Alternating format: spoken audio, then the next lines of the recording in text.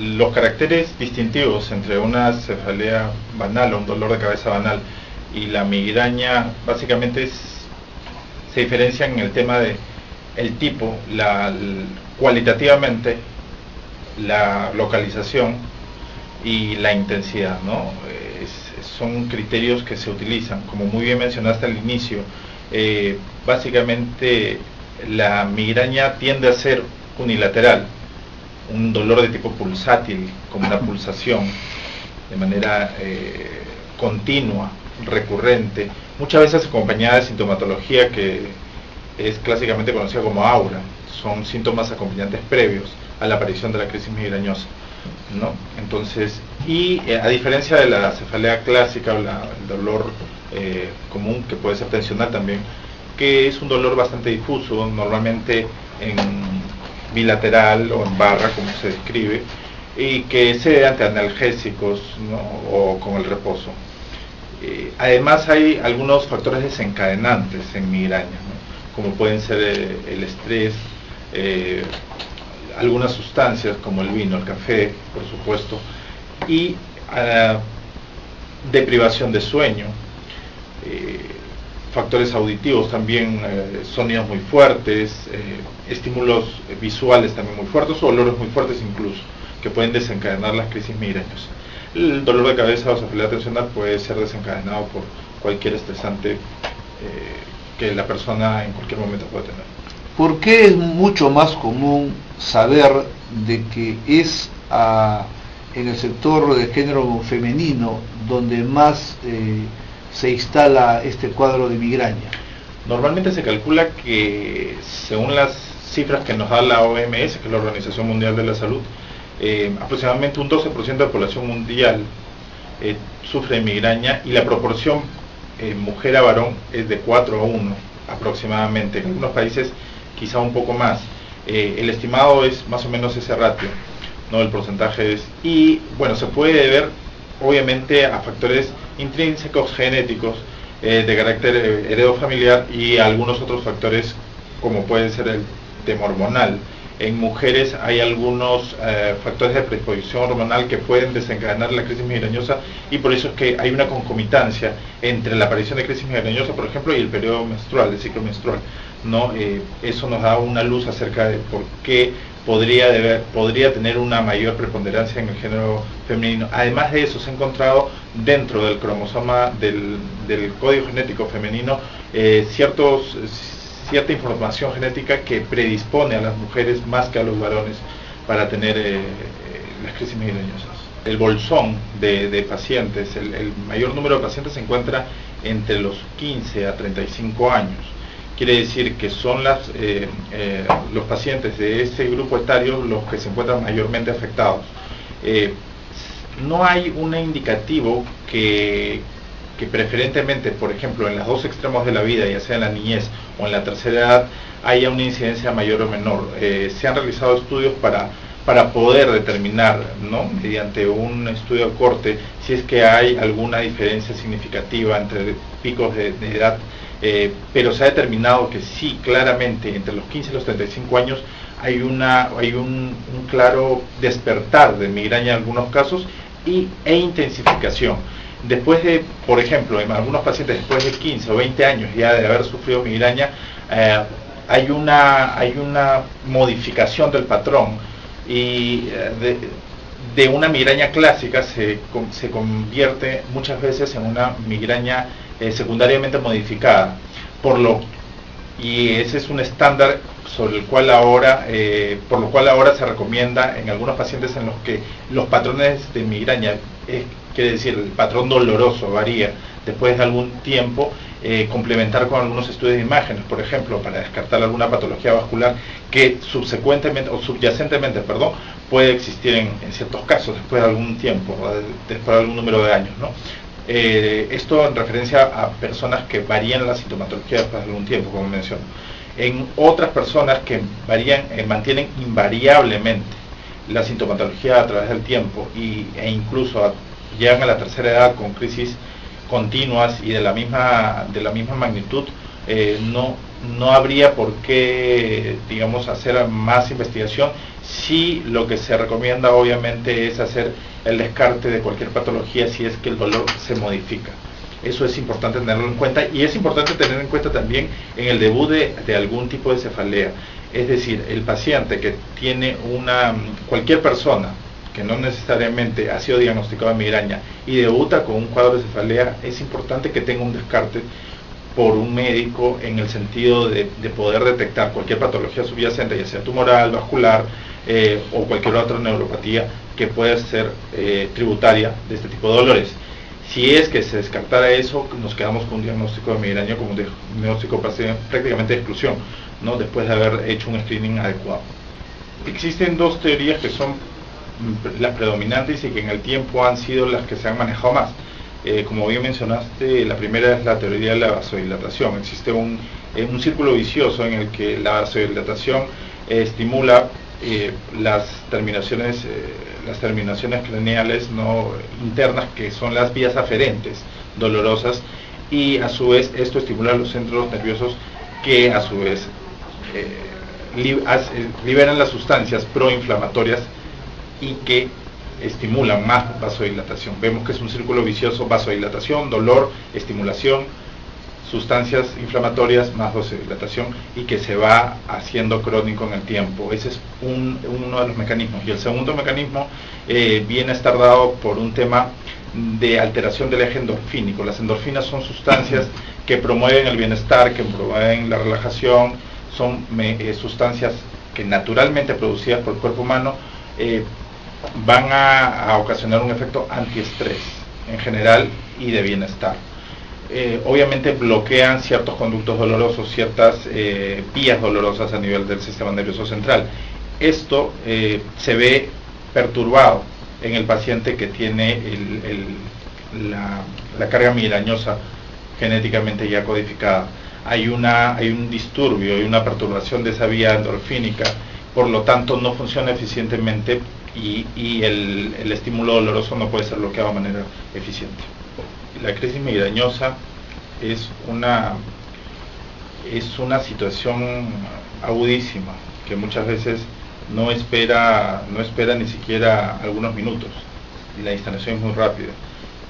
Ya cuando la persona se sabe migrañosa, ya tiene el diagnóstico instalado y ya tiene incluso un tratamiento instaurado, lo primero que se recomienda hacer es evitar obviamente en el previo a la crisis, evitar todos los agentes desencadenantes, todos los factores que pueden desencadenar la crisis.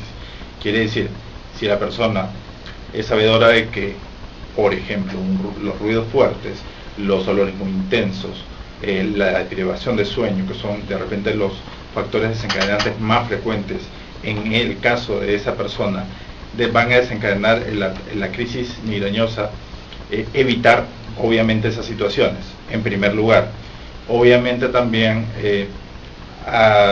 evitar todo factor estresante que puede desencadenar algún dolor adicional, porque muchas veces las vías dolorosas están relacionadas. Quiere decir, una vía aferente de dolor, quiere decir una vía que lleva el dolor al cerebro, puede verse afectada secundariamente por otra vía dolorosa que estimule la aparición de una migraña, y eso también es importante tenerlo en cuenta. Y en tercer lugar, tomar la medicación, si es el caso que el paciente ya tenga instaurado un tratamiento medicamentoso farmacológico, tomar la medicación que pueda, digamos, darle el mejor beneficio con el menor efecto secundario. Entendido desde el punto de vista de que como cualquier patología crónica, el paciente va a tener que tener ese tratamiento farmacológico por un tiempo muy prolongado, estamos hablando de años. Quiere decir obviamente que hay una pequeña factura que va a pasar el fármaco en el transcurso del proceso a través del cuerpo, del proceso farmacodinámico, farmacocinético dentro del cuerpo, para poder depurarlo y que haga un efecto. Y eso es un riesgo-beneficio que el médico tratante en este caso tiene que tomar en cuenta. Ver dentro del arsenal terapéutico cuál es la mejor opción para que el paciente pueda ser beneficiado con la mejor calidad de vida y el menor efecto secundario. Ahora, bueno, existen una serie de herramientas terapéuticas farmacológicas en el mercado, pasando desde los antiinflamatorios no esteroideos, que son los más comunes, eh, los medicamentos opiáceos, la algotamina, los triptanes, las benzodiazepinas, los antiepilépticos, etcétera, que van de alguna u otra manera interferir no solamente en la transmisión del estímulo doloroso, sino también en la disminución de los potenciales que pueden evocar dolor al nivel del sistema nervioso. Obviamente la calidad de vida del paciente ya se ve disminuida per se cuando ya está instalada la crisis migrañosa y cuando ya tiene una ritmicidad, una continuidad en el tiempo. Estamos hablando de personas que pueden tener 3 o 4 crisis cada 10 días o cada 15 días. Eso va a afectar necesariamente su capacidad laboral. Si son estudiantes en la edad que mencioné, entre 15 y 25 años, universitarias, escolares, también va a disminuir y va a tener un detrimento en el rendimiento estudiantil y posteriormente en la capacidad laboral, como mencioné previamente. Entonces, el terapeuta en este caso tiene un arsenal farmacológico y obviamente hay algunas otras terapias adicionales. No menciono específicamente la neuroestimulación craneal como una alternativa valiosa en este momento actual y que tecnológicamente está al alcance ahora de los pacientes que sufren migraña, dado que no tiene, quizás está libre de un efecto colateral importante, no tiene unas contraindicaciones muy extensas, solamente está contraindicado en niños menores de 8 años y en personas que han tenido traumatismos craneales en los últimos 3 meses, ¿no? Y que va a tener un beneficio y una mejora de calidad de vida sustancial en las personas. La neuroestimulación craneal es un método tecnológico que se basa en un sistema ya más o menos conocido hace 40 años aproximadamente, que es el sistema TENS. El sistema TENS es un método que estimula a nivel nervioso para bloquear zonas dolorosas y que ha sido utilizado ampliamente en medicina física, por ejemplo, y rehabilitación, en deportistas, personas que han tenido algún accidente, y en el proceso de rehabilitación tienen la necesidad de usar esta estimulación para reactivar circulación, para reactivar, para retomar, digamos, la capacidad física que fue limitada previa a un accidente, como le digo, o alguna lesión. Entonces, este sistema de neuroestimulación lo que hace es, mediante impulsos eléctricos muy precisos, en este caso específico para la cefalea, a nivel de una de las ramas del nervio trigémino, que es un nervio que discurre, como su nombre lo dice, en 3 ramas a nivel facial. Y esta neuroestimulación estimula una de las ramas del nervio trigémino, que es la rama oftálmica, la rama superior. Y mediante esos estímulos, que son más o menos de 0,20 miliamperios, es una carga muy muy pequeñita, lo que origina es bloquear el dolor en primera instancia y segundo, estimular la liberación de endorfinas. Los dos mecanismos de los que hablé en un inicio, que son básicamente los dos que son los responsables de la patología migrañosa, de la cefalea en general y obviamente también de la cefalea tensional. Entonces, la neuroestimulación tiene una inocuidad realmente puesta a prueba en más de 5.000 pacientes en Europa, por ejemplo, en los que se ha testeado, como le digo, la inocuidad, la eficacia, más o menos un 87% de pacientes que lo han usado al segundo o tercer mes, y va subiendo progresivamente, el paciente va usando este método, ¿no? Conforme pasa el tiempo. Además de eso, está libre de efectos secundarios porque no es una droga, no utiliza vías metabólicas alternas como es la vía hepática y renal para depurar para el efecto final de la neuroestimulación, y puede ser utilizada, por lo tanto puede ser utilizada en cualquier persona, ¿no? Personas portadoras de marcapasos, embarazadas, etcétera, ¿no? Sin que esto signifique un riesgo. Estas sesiones, me imagino que serán sesiones, se dan todos los días, 2 veces por semana, 1 vez por semana. ¿Cuál es la secuencia del tratamiento de esta neuroestimulación craneana? Sí, la neuroestimulación se pautea inicialmente con sesiones de acuerdo al número de crisis que tiene el paciente durante un periodo de tiempo. A más periodos de crisis, obviamente el número de sesiones puede aumentar. Y repito, por la ausencia de efectos secundarios puede incluso llegar a más de 2 o 3 sesiones diarias sin que esto redunde en un efecto negativo.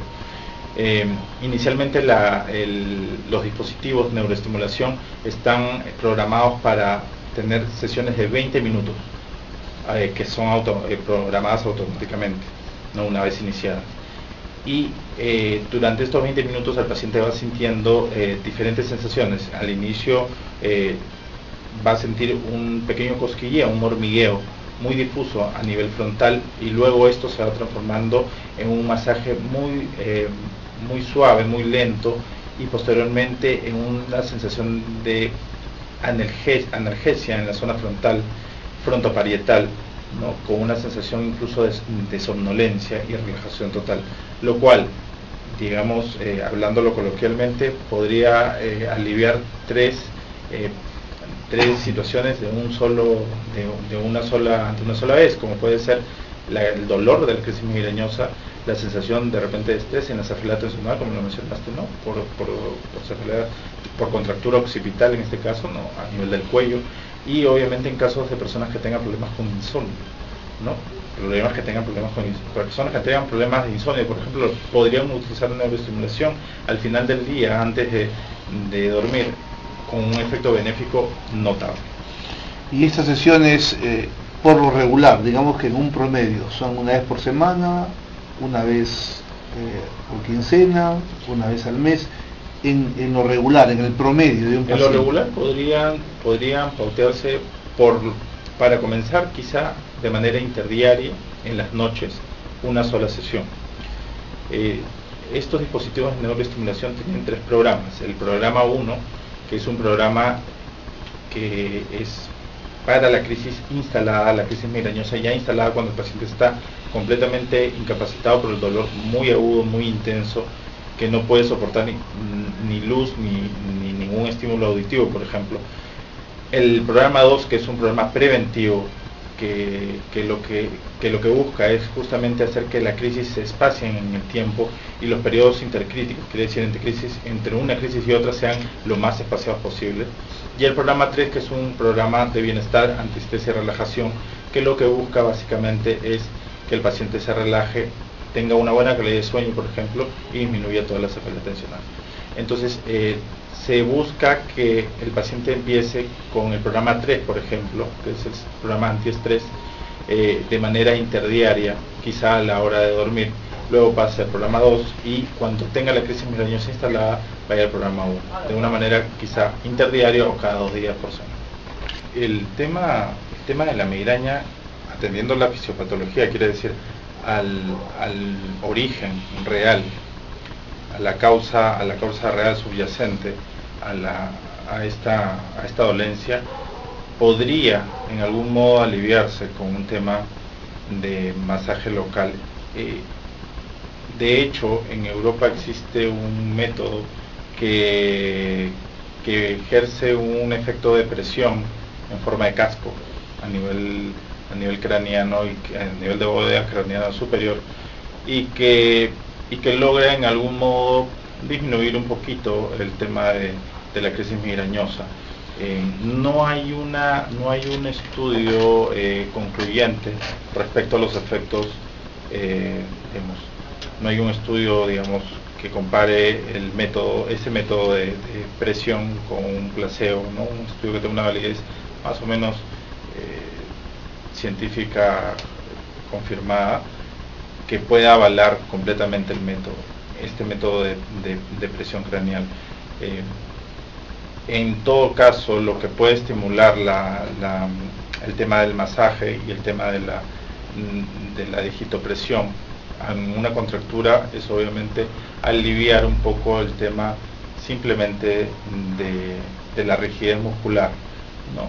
Aliviando obviamente el canal doloroso inmediato superficial, que son las fibras alfa-delta, ¿no? Entonces eso quizá en el primer momento puede aliviar un poco digamos,